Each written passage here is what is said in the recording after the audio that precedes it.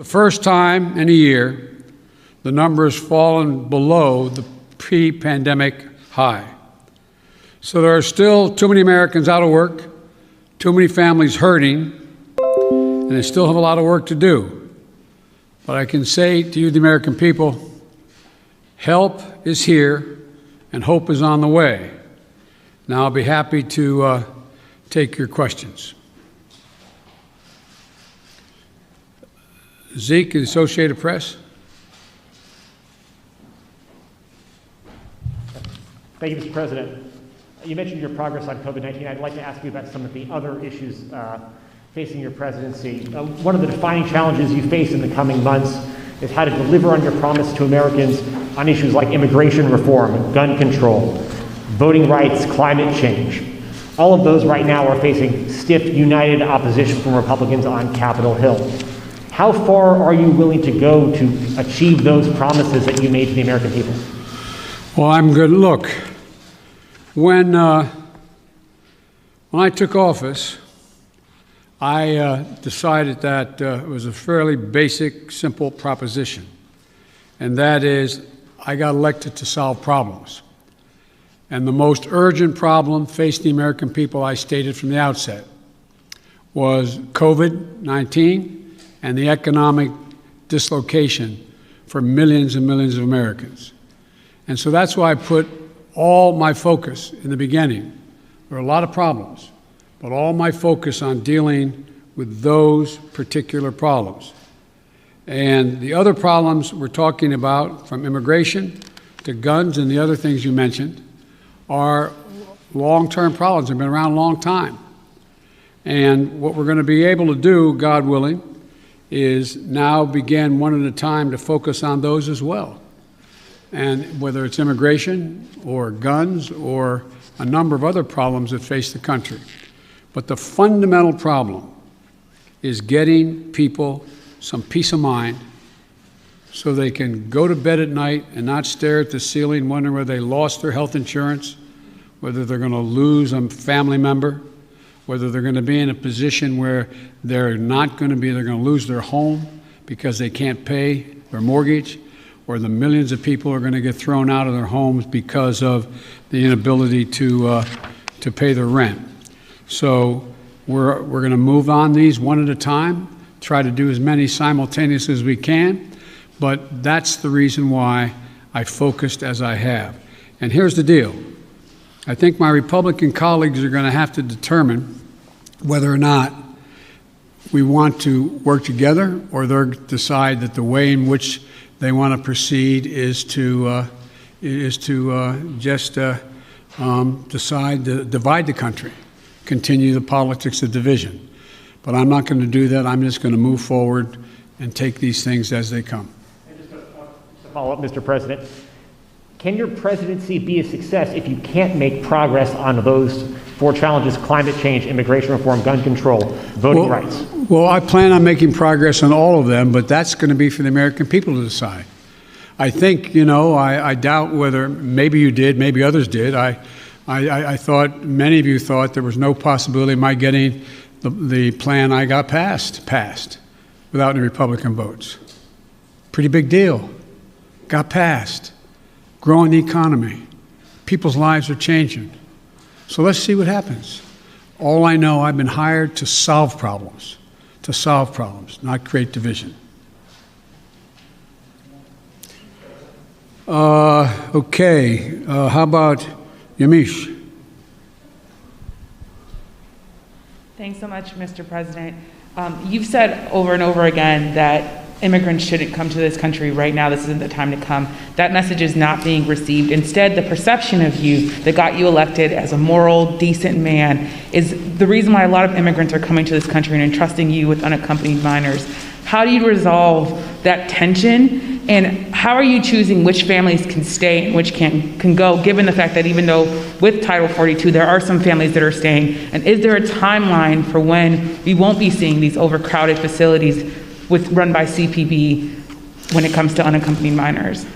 Well, look, I guess I should be flattered. People are coming because I'm the nice guy. That's the reason why it's happening. That I'm a decent man, or however it's phrased. That, that's why they're coming, because Biden's a good guy. Truth of the matter is, nothing has changed. As many people came, 28% increase in children to the border in my administration, 31% in the last year in 2019 before the pandemic in the Trump administration. It happens every single solitary year.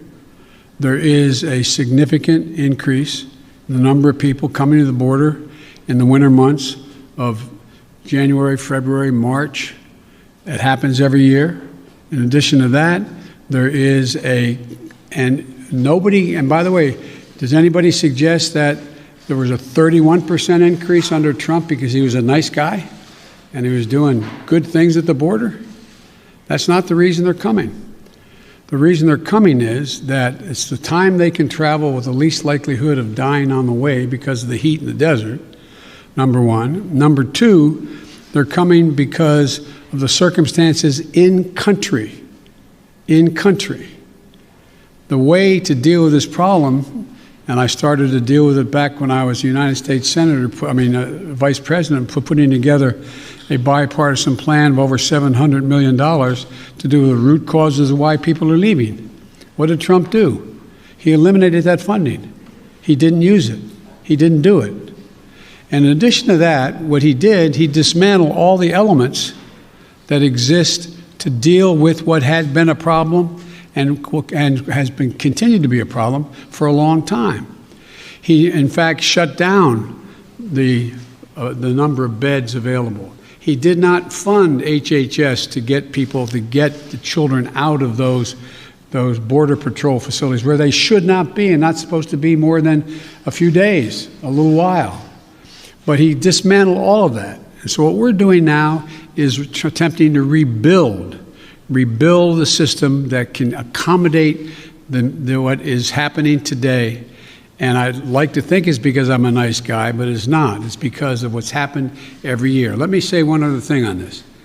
If you take a look at the number of people who are coming, the vast majority, the overwhelming majority of people coming to the border and crossing are being sent back.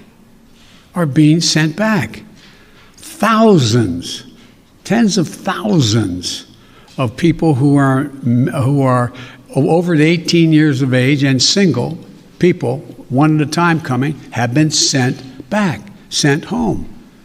We're sending back the vast majority of the families that are coming. We're trying to work out now with Mexico their willingness to take more of those families back. But that's what's happening. They're not getting across the border. And those who are coming across the border who are unaccompanied children, we're moving rapidly to try to put in place what was dismantled, as I said. For example, of all the children who are coming across the border, over 70% are either 16 or 17 years old. We're not talking about people ripping babies from mother's arms or little 3-year-olds standing on the border. Less than, I think it's 1.5% fall in the category of the very young. So what we're doing is we're providing for the space, again, to be able to get these kids out of the Border Patrol facilities, which no one should be in any longer than 72 hours. And today, I went to, for example, I used all the resources available to me, went to the Defense Department, and the Secretary of Defense has just made available Fort Bliss, 5,000 beds. Be immediately available, 5,000 beds in the Texas border. So we're building back up the capacity that should have been maintained and built upon, that Trump dismantled. It's going to take time. And the other thing we're doing, I might add, am I giving you too long an answer? Because if you don't want the detail. No, but I mean, I don't know how much detail you want about immigration. Maybe I'll stop there and finish. My follow-up question is, one, if you could talk a little bit about which families, why they're being allowed to stay, what the families that are being allowed to stay, why they're being allowed to stay. And in addition to that, when it comes to the filibuster, which is what Zeke was asking about, immigration is a big issue, of course, when it related to the filibuster, but there's also Republicans who are passing bill after bill trying to restrict voting rights. Chuck Schumer is calling it an existential threat to democracy. Why not back a filibuster rule that at least gets around issues, including voting rights or immigration. Jim Clyburn, someone, of course, who you know very well, has backed the idea of a filibuster rule when it comes to civil rights and voting rights. Well, look, I'm going to deal with all of those problems. The question is the priorities as they come and land on my plate. Let's go to the first question you asked, the first of the second questions you asked, and that is, what about dealing with families? Why are not some not going back? Because Mexico is refusing to take them back. They're saying they won't take them back, not all of them. We're in negotiations with the president of Mexico. I think we're going to see that change. They should all be going back, all be going back. The only people we're not going to let sitting there on the other side of the Rio Grande by themselves with no help are children. And what we're doing there, and it's an important point to understand. I know you understand it. I don't mean to say it that way. Important point to focus on. The vast majority of people under the age of 18 come to the United States come with a telephone number on a wristband, or come with a telephone number in their pocket in the United States. A mother, a father, a close relative, a grandmama or grandpa. What was happening before is it's taking literally weeks and weeks and maybe even months before anybody pick up the phone and call to see if there really was someone there. Well, we've set up a system now where within 24 hours there's a phone call made as that child crosses the border. And then a verification system being put in place as of today to determine quickly whether or not that is a trafficker being called or that is actually a mom, a dad, and or a close relative.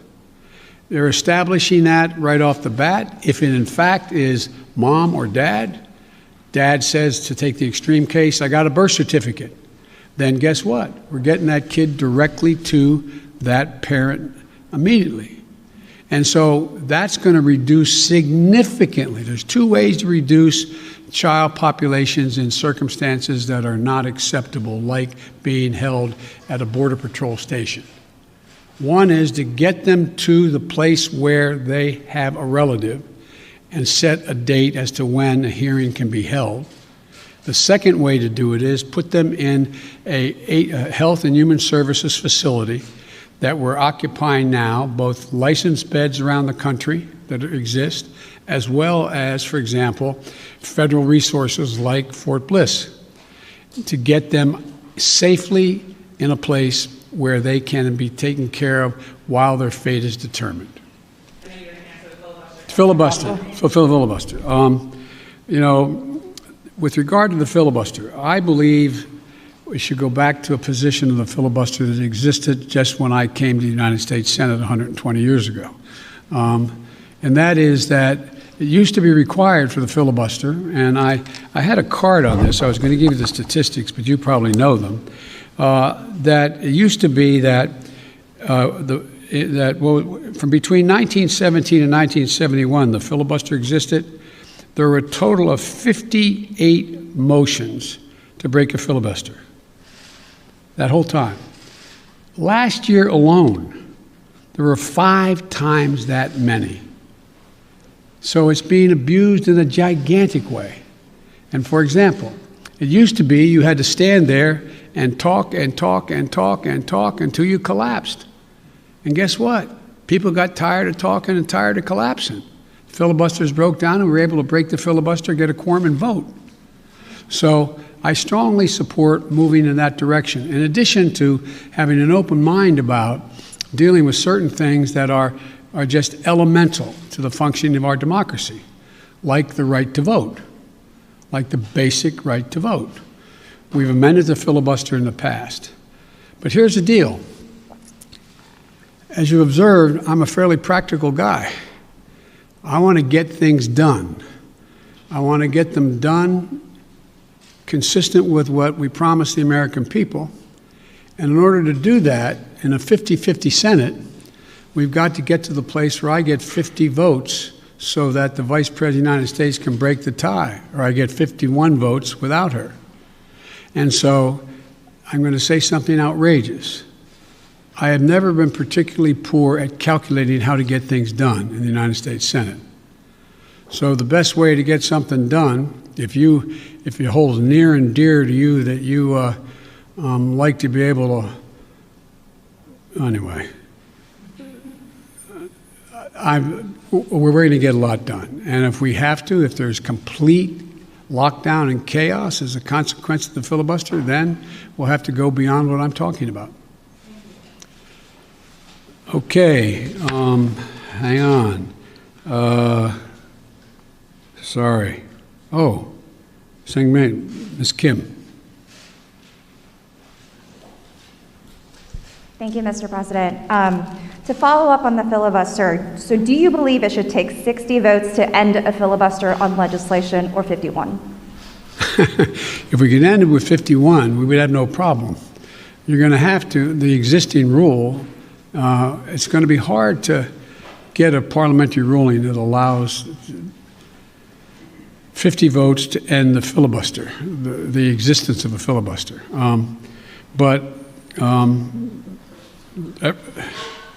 It's not my expertise in what the parliamentary rules and how to get there are, but our preoccupation with the filibuster is totally legitimate. But in the meantime, we got a lot we can do while we're talking about what we're going to do about the filibuster.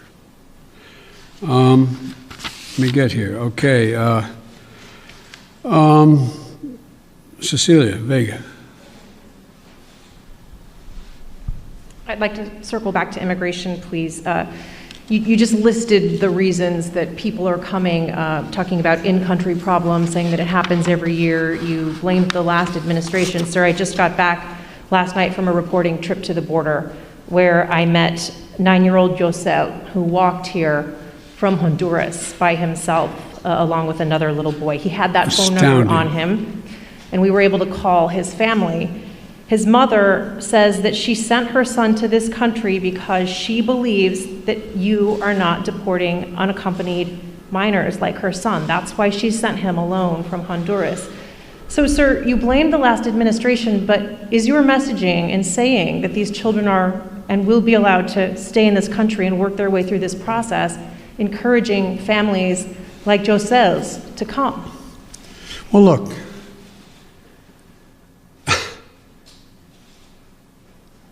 The idea that I'm going to say, which I would never do, that if an unaccompanied child ends up at the border, we're just going to let him starve to death and stay on the other side. No previous administration did that either, except Trump. I'm not going to do it. I'm not going to do it. That's why I've asked the Vice President of the United States yesterday to be the lead person on dealing with focusing on the fundamental reasons why people leave Honduras, Guatemala, El Salvador in the first place.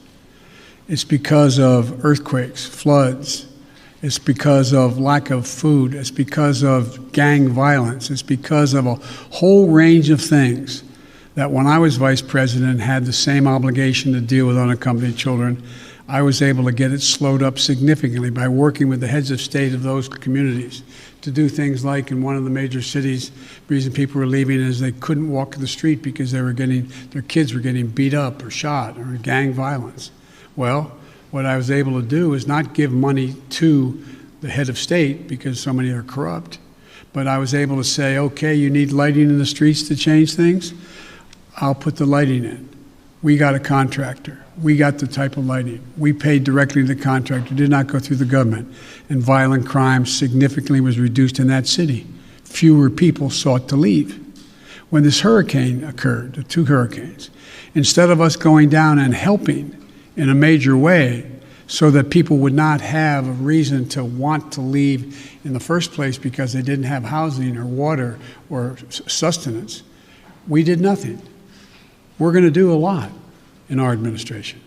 We're going to be spending that $700+ million a year to change the life and circumstances of why people leave in the first place.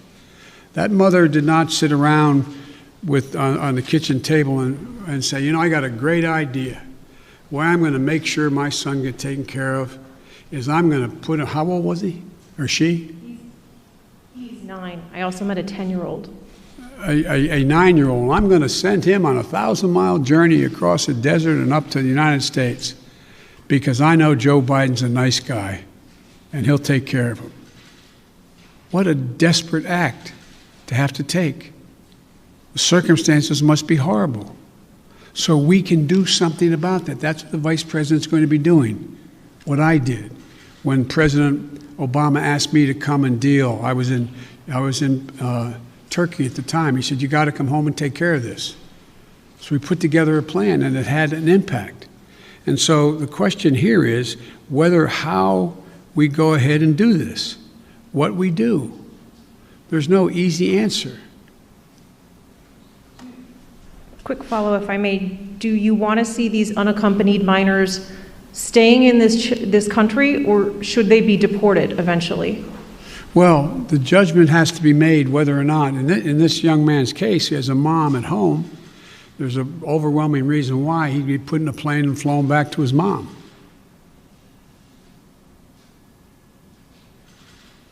Follow, sir. You mentioned circumstances that must be horrific.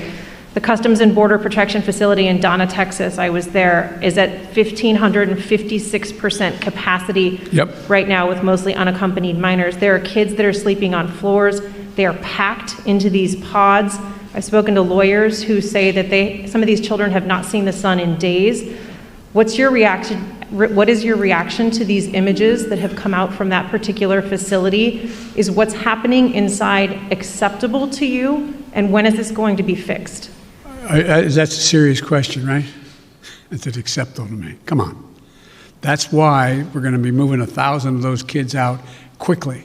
That's why I got Fort Bliss opened up. That's why I've been working from the moment this started to happen to try to find additional access for children to be able to safely, not just children, but particularly children, to be able to safely be housed while we follow through on the rest of what's happening.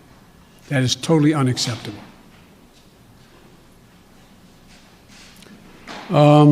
Ken. Thank you, Mr. President. I wanted to ask you about Afghanistan. You face a May 1st deadline for the withdrawal of U.S. troops from that country. As a candidate in foreign affairs, you wrote that it is past time to end these forever wars. Can you commit to the American people that by May 2nd, the U.S. will no longer have forces in Afghanistan? The answer is that it's going to be hard to meet the May 1 deadline. Just in terms of tactical reasons, it's hard to get those troops out. So what we've been doing, what I've been doing, and what Secretary Blinken has been doing, we've been meeting with our allies, those other nations that have NATO allies who have troops in Afghanistan as well. And if we leave, we're going to do so in a safe and orderly way. We're in consultation, I say, with our allies and partners and how to proceed. And Secretary Blinken is meeting in Brussels this week with our NATO allies, particularly those who have forces there. And General Austin is just met with Kayani, and I'm waiting for the briefing on that. He is the leader, quote, in Afghanistan and Kabul. And there's a UN-led process that's beginning shortly on how to mechanically get people, how to end this war. But it is not my intention to stay there for a long time. But the question is, how and in what circumstances do we meet that agreement that was made by President Trump to leave under a deal that looks like it's not being able to be worked out to begin with? How's that done? But we are not staying a long time. You just said if we leave. Do you think it's possible that we will leave? The question is when we leave. Do you believe, though, it's possible we could have troops there next year? I can't picture that being the case.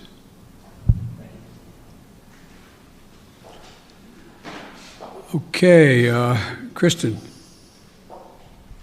Thank you very much, Mr. President. Given the conditions that were just laid out at the migrant facilities at the U.S. border, will you commit to allowing journalists to have access to the facilities that are overcrowded moving forward? I will commit when my plan very shortly is underway to let you have access to not just them, but to other facilities as well. How soon will journalists be able to have access to the facilities? We've obviously been allowed to be inside one, but we haven't seen the facilities in which children are packed together to really give the American people a chance to see that. Will you commit to transparency on this issue? I will commit to transparency, and as soon as I am in a position to be able to implement what we're doing right now. And one of the reasons I haven't gone down, I have all my chief folks have gone down, is I don't want to become the issue. I don't want to be, bringing all the Secret Service and everybody with me to get in the way. So this is being set up, and you'll have full access to everything once we get this thing moving. Okay, just to be clear, how soon will that be, Mr. President? I don't know, to be clear. Okay, and do you bear responsibility for everything that's happening at the border now? I hear you talking a lot about the past administration. You decided to roll back some of those policies. Did you move too quickly to roll back what, I'm sorry? Policies. Did you move too quickly to roll back some of the executive orders of your predecessor? First of all the policies that are underway were not helping at all. Did not slow up the amount of immigration and as many people coming. And rolling back the policies of separating children from their mothers, I make no apology for that. Rolling back the policies of remain in Mexico, sitting on the edge of the Rio Grande in a muddy circumstance with not enough to eat, I make no apologies for that. I make no apologies for ending programs that did not exist before Trump became president, that have an incredibly negative impact on the law, international law, as well as on human dignity. And so I make no apologies for that. To ask you about foreign policy, Mr. President. Overnight, we learned that North Korea tested 2 ballistic missiles. What, if any, actions will you take, and what is your red line on North Korea? Let me say that, number one, UN Resolution 1718 was violated by those particular missiles that were tested, number one. We're consulting with our allies and partners, and there will be responses if they choose to escalate. We will respond accordingly. But I'm also prepared for some form of diplomacy, but it has to be conditioned upon the end result of denuclearization. So that's what we're doing right now, consulting with our allies. Just very quick follow-up. You only got another hour now, okay? Diplomacy, can you define what you mean? And former President Obama warned the incoming President Trump that North Korea was the top foreign policy issue that he was watching. Is that how you assess the crisis in North Korea? Yes. Okay, hang on a second here. Kristen, Nancy, CBS. Thank you very much, Mr. President. I want to go back to voting rights. And as Yamiche mentioned, Republican legislatures across the country are working to pass bills that would restrict voting, particularly Democrats fear impacting minority voters and young voters, the very people who helped to get you elected in November. Are you worried that if you don't manage to pass voting rights legislation, that your party is going to lose seats and possibly lose control of the House and the Senate in 2022? What I'm worried about is how un-American this whole initiative is. It's sick. It's sick. Deciding in some states that you cannot bring water to people standing in line, waiting to vote. Deciding that you're going to end voting at 5 o'clock when working people are just getting off work. Deciding that there will be no absentee ballots under the most rigid circumstances. It's all designed, and I'm going to spend my time doing 3 things. 1, trying to figure out how to pass the legislation passed by the House, number 1. Number 2, educating the American public. The Republican voters I know find this despicable. Republican voters, the folks outside this White House. I'm not talking about the elected officials. I'm talking about voters. And so I'm convinced that we'll be able to stop this because it is the most pernicious thing. This makes Jim Crow look like Jim Eagle. I mean, this is gigantic, what they're trying to do. And it cannot be sustained. And do everything in my power, along with my friends in the House and the Senate, to keep that from becoming the law. Is there anything else you can do about it besides passing legislation? The answer is yes, but I'm not going to lay out a strategy in front of the whole world and you now. Then, on a related note, have you decided whether you are going to run for re-election in 2024? You haven't set up a re-election campaign yet, as your predecessor had by this time. My predecessor needed to. My predecessor. Oh, God, I miss him. No, the answer is yes. My plan is to run for re-election. That's my expectation. On one other note, on bipartisanship, your old friend, Mitch McConnell, says you have only spoken to each other once since you took office, and that you have moved far left since taking office. Do you see it the same way he does? Have you rejected bipartisanship? No, I haven't at all. I've been meeting.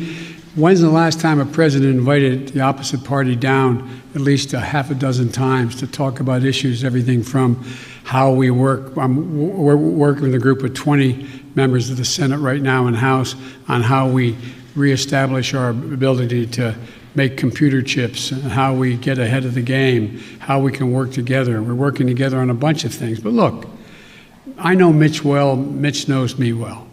I would expect Mitch to say exactly what he said.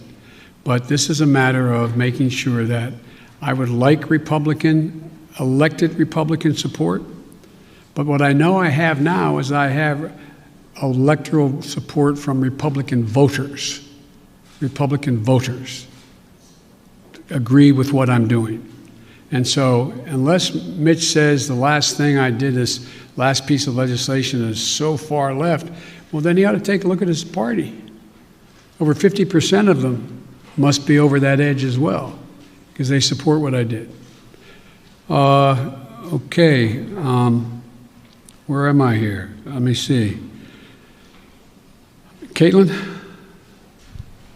Thank you very much, Mr. President. I have a question for you, but first, I'd like to follow up on a question from Yamiche, and that's on the filibuster. That counts as a question, but go ahead. Okay, I'll make it quick. It's a quick question.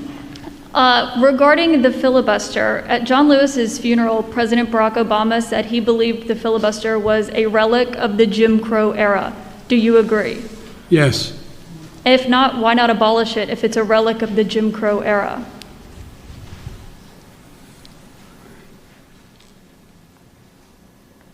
Successful electoral politics is the art of the possible. Let's figure out how we can get this done and move in the direction of significantly changing the abuse of even the filibuster rule first.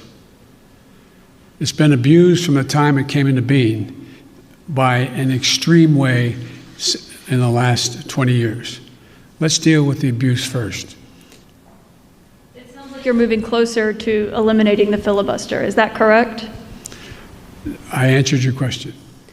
You also just made some news by saying that you are going to run for re-election. I said that is my expectation. So is that a yes, that you are running for re-election? Look, I don't know where you guys come from, man. I've never been able to travel. I'm a great respecter of fate. I've never been able to plan 3.5 years ahead for certain. And if you do run, will Vice President Harris be on your ticket? I would fully expect that to be the case. She's doing a great job. She's a great partner. She's a great partner. And do you believe you'll be running against former President Trump? Oh, come on. I don't even think about it. I have no idea. I have no idea whether there'll be a Republican Party. Do you? I know you don't have to answer my question, but I mean, do you? I mean, look, this is the way I view things. I become a great respecter of fate in my life. I set a goal that's in front of me to get things done for the people I care most about. which are hard-working, decent American people who getting really having it stuck to them. I want to change the paradigm. I want to change the paradigm. We start to reward work, not just wealth. I want to change the paradigm. If you notice, didn't you find it kind of interesting that my Republican friends were worried about that the cost and the taxes that had to be had, if there is any tax to be had as they talk about it, in dealing with the act that we just passed, which puts money in people's pockets, ordinary people? Do you hear them complain when they passed close to $2 trillion Trump tax cut, 83% going to the top 1%? Do you hear them talk about that at all? I love the fact that they found this whole idea of concern about the federal budget. It's kind of amazing. When the federal budget is saving people's lives, they don't think it's such a good idea. When the federal budget is feathering the nest of the wealthiest Americans, 90 of the Fortune 500 companies making billions of dollars, not paying a cent in taxes, reducing taxes to the point that people who are making, if you're a husband and wife, a school teacher, and a cop, you're paying at a higher rate than the average person making $1 billion a year is. Something's wrong. Their newfound concern. I'm concerned. Look, I meant what I said when I ran, and a lot of you still think I'm wrong, and I respect that. I said I'm running for 3 reasons: to restore the soul, dignity, honor, honesty, transparency to the American political system. 2, to rebuild the backbone of this country, the middle class, hardworking people and people struggling to get in the middle class. They built America, and unions built them.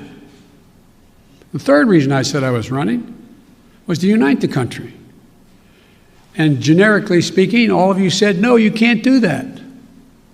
Well, I've not been able to unite the Congress, but I've been uniting the country based on the polling data. We have to come together.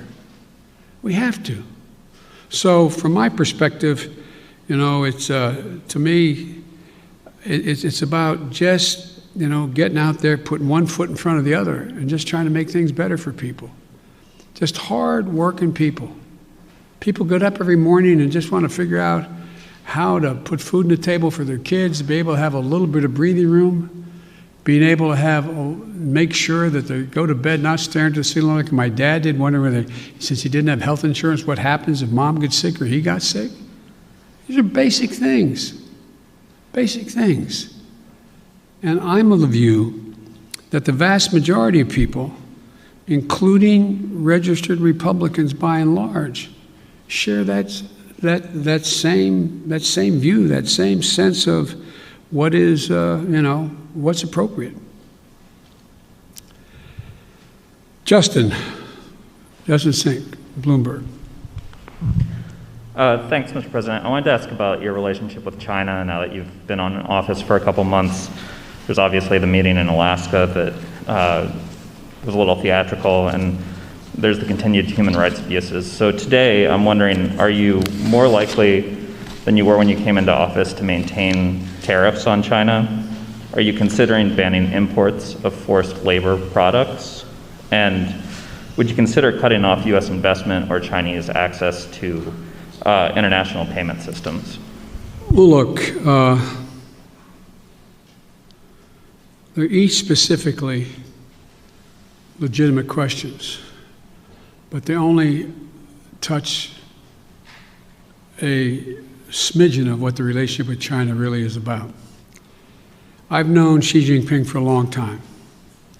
Allegedly, by the time I left office as vice president, I had spent more time with Xi Jinping than any world leader had, because President Obama and the Chinese President Hu decided we should get to know one another, since it was inappropriate for the President of the United States to spend time with the Vice President of another country.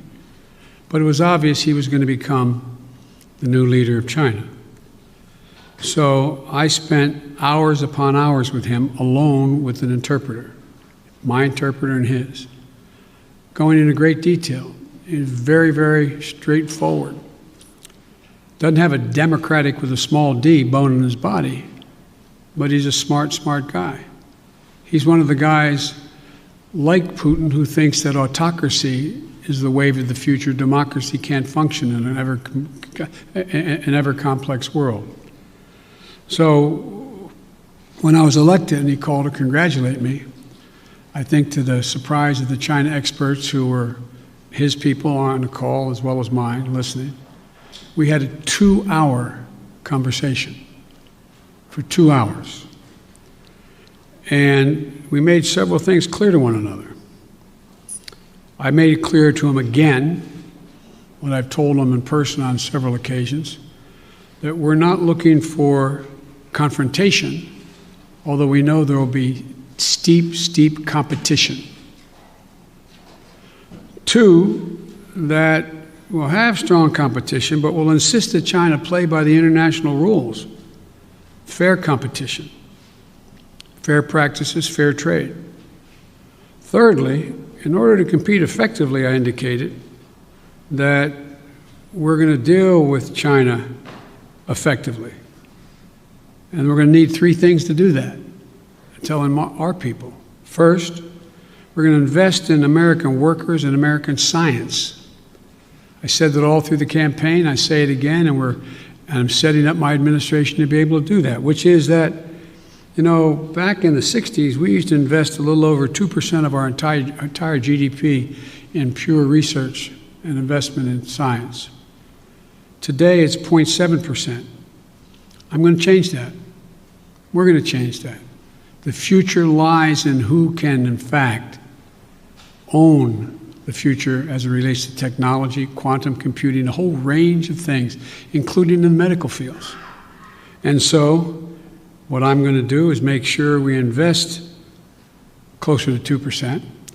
One of the reasons why I've set up the PAB, the President's Board with scientists and the like, again, is we're going to invest in medical research, cancer, Alzheimer's, diabetes, the things, industries of the future, artificial intelligence, quantum computing, biotech, and we're going to make real investments. China is out investing us by a long shot because their plan is to own that future. The second thing we're going to do is we're going to reestablish our alliances, and I've been very clear with them. It's not anti-Chinese, and we've talked about it.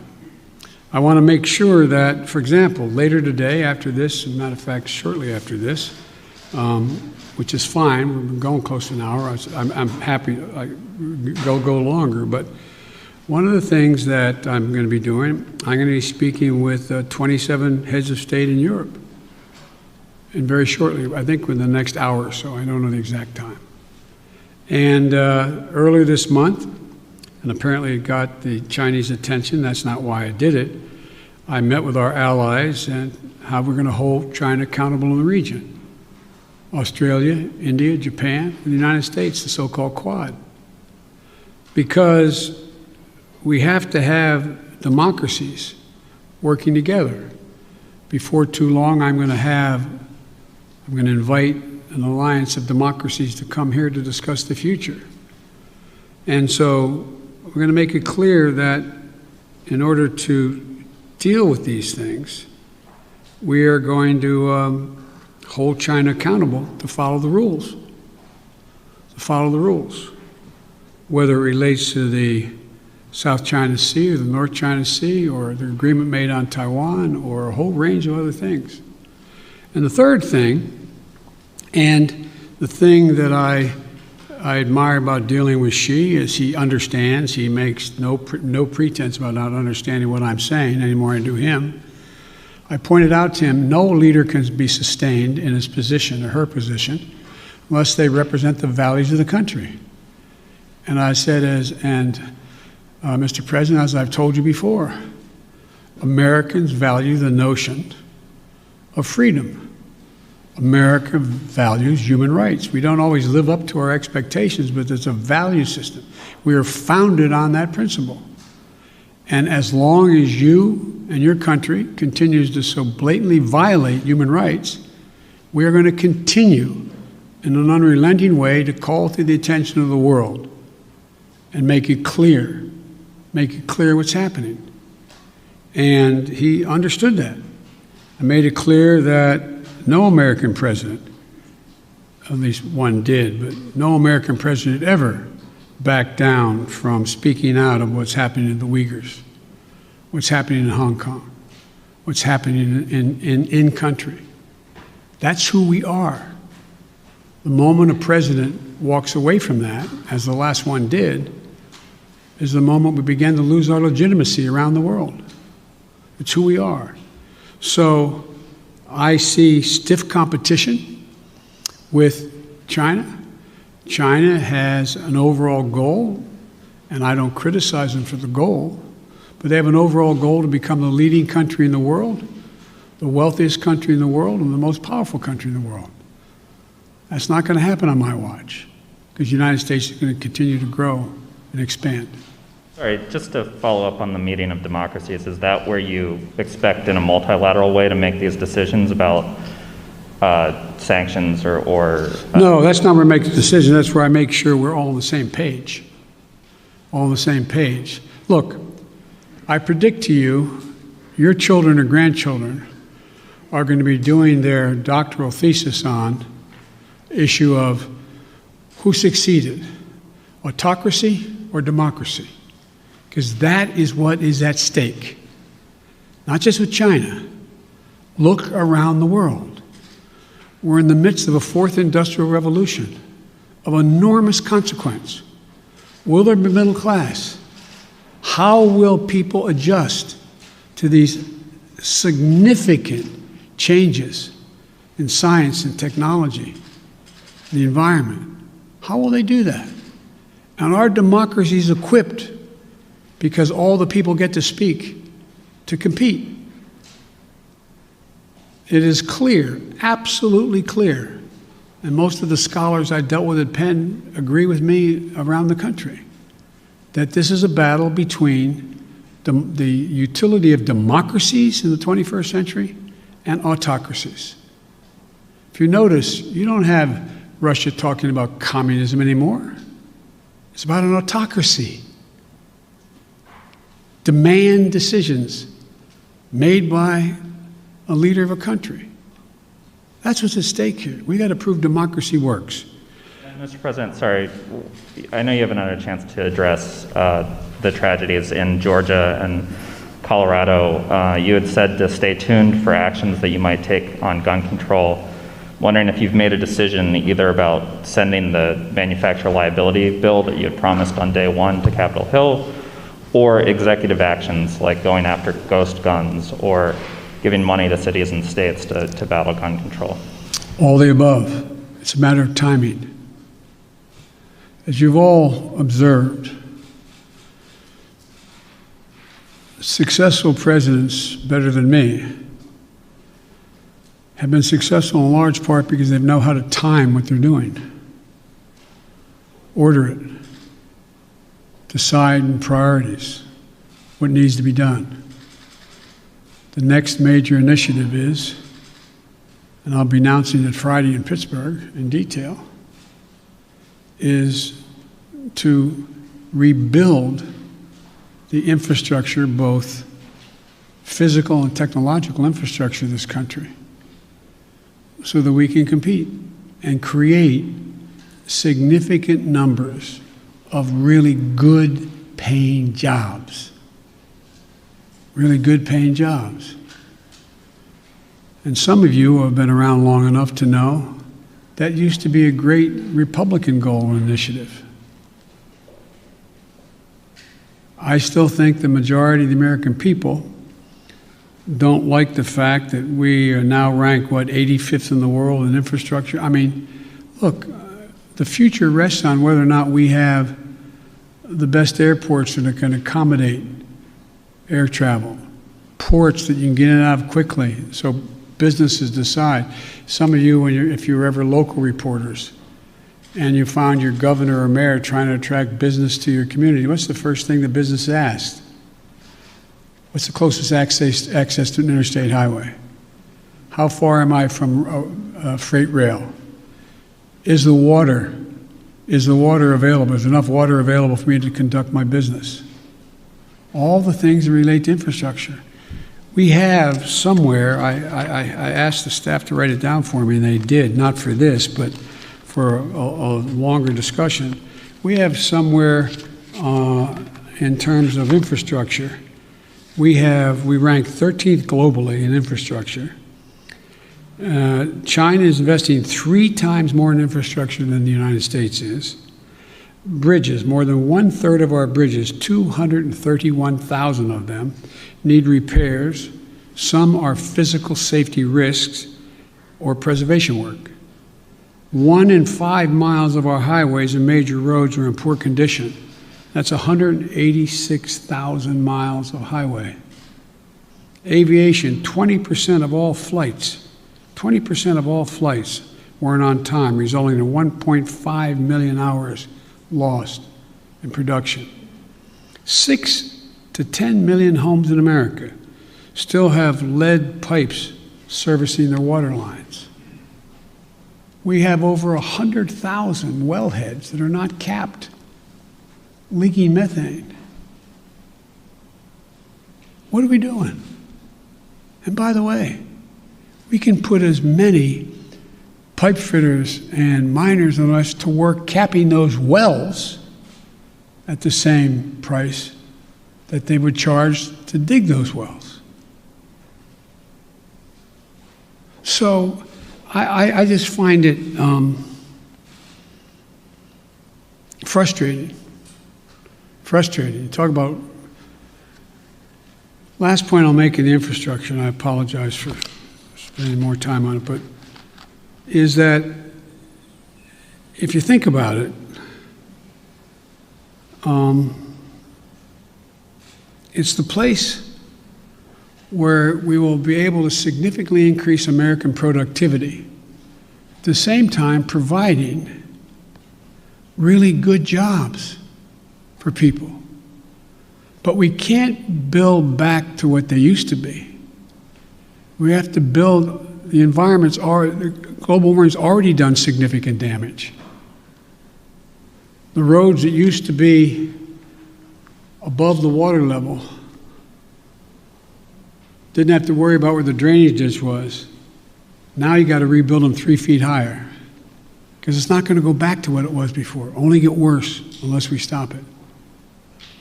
There's so much we can do. Look at all the schools in America. Most of you live in the Washington area now, but in your hometowns, I don't know where you're all from. How many schools where the kids can't drink the water out of the fountain? How many schools are still in a position where there's asbestos? How many schools in America we're sending our kids to don't have adequate ventilation? How many homes, buildings, office complexes are wasting billions of barrels of oil over time because they can't hold in the heat or the air conditioning because it leaks through the windows that are so porous in the connections? It's amazing. So there's so much we can do that's good stuff, makes people healthier, and creates good jobs. And I think that I got one more question here. And Janet from Univision. Thank you, Mr. President. We too have been reporting at the border, and just like Cecilia, we ran into a pair of siblings who came in on Monday, were detained by CBP, had the phone number for their mother who lives in the U.S. We have contacted the mother. That's the only way they know her kids are here, because CBP today, Thursday, has not contacted that mother. So when can we expect your promise of things getting better with contacting and expediting? Well, they're already getting better, but they're going to get real. They're going to a whole hell of a lot better real quicker. We're going to hear some people leaving. Okay? We can get this done. We're going to get it done. I had a long meeting with the entire team and several cabinet level officers the other night. We're going to be moving within the next week over 100,000. 1,000 people out of the Border Patrol into safe, secure beds and facilities. We're going to significantly ramp up. We're already out there contacting everyone from getting some of the employees at HHS. There's a lot of them doing other things and move them into making those calls. We're in the process of rearranging and providing for the personnel needed to get that done. But I admire the fact that you were down there, you're making the calls yourself. It's real. The next thing that has to happen, though, as you well know, has to happen, there have to be some certitude that this is actually mom, dad, or whomever. And there's ways to do that. There's ways to do that, a little bit like determining whether or not you got the right code for your credit card.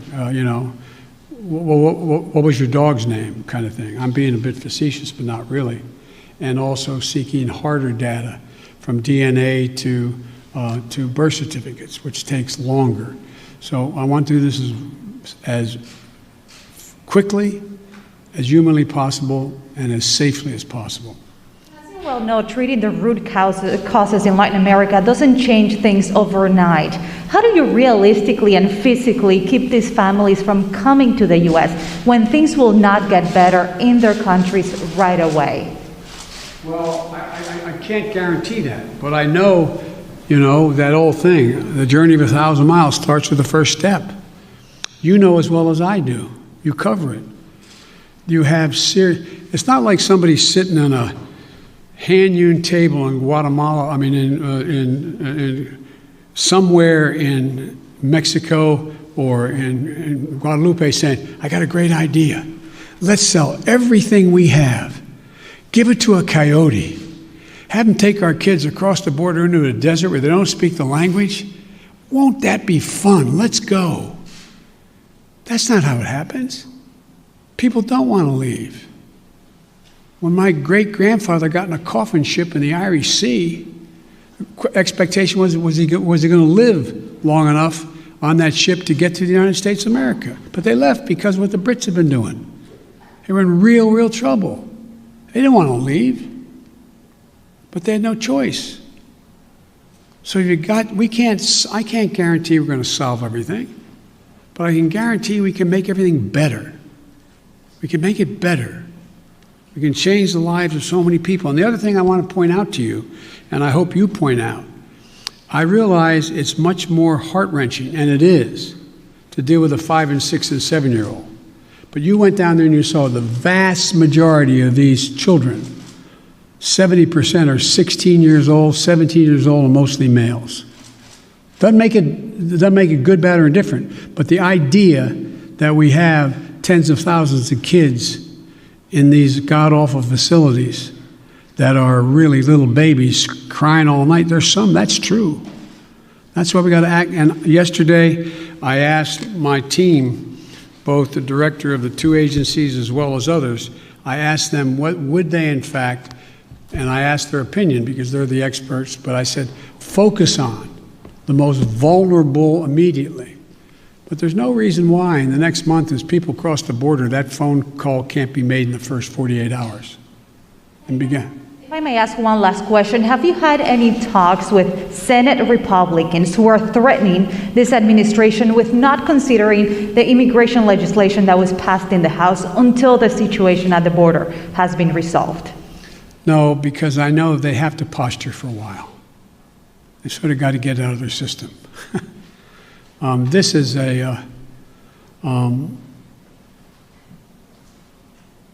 but I'm ready to work with any Republican who wants to help solve the problem or make the situation better. But folks, I'm going. Thank you very, very much. I appreciate it. Thank you.